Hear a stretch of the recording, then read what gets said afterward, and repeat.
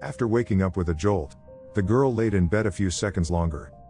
Reaching over to switch on her bedside lamp, she tried to remember exactly what had stolen her sweet slumber away.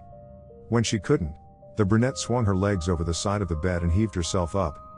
Checking the time on her phone, she snorted when she saw it was midnight, the witching hour. Knowing that sleep would only evade her, she left her bedroom for the kitchen, a good cup of coffee on her mind. As she passed by her front door, a chill spread like liquid fire down her spine. It's only winter, she told herself, focusing again on the coffee plan. Measuring out scoops, water, and preparing her cup kept her occupied.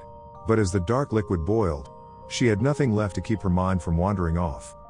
The chill returned and she couldn't help but glance behind her to the front door.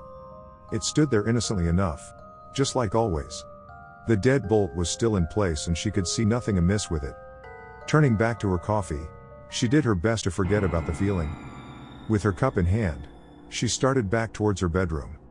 As she walked by the front door, she decided that a quick glance out of the peephole would help calm her restless mind. The chill worsened with each step she took towards the door and further away from the safety and warmth of her blankets.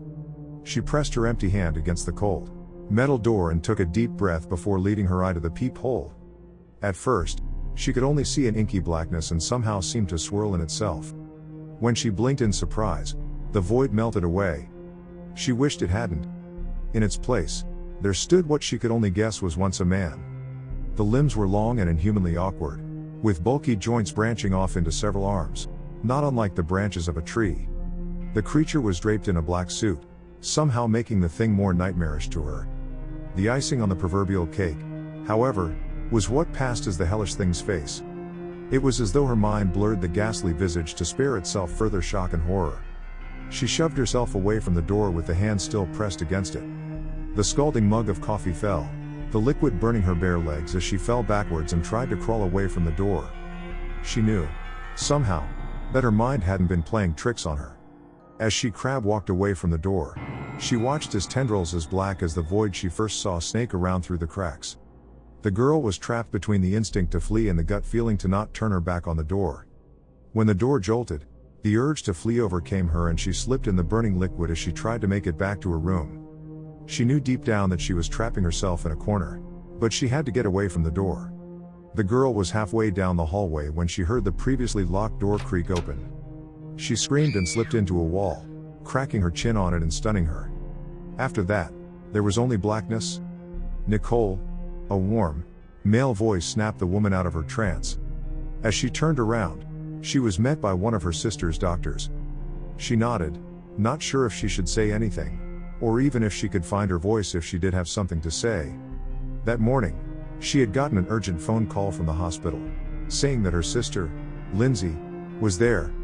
Before they had even let her see her, the doctors had pulled her off to the side and insisted that they talk to her about what might have happened.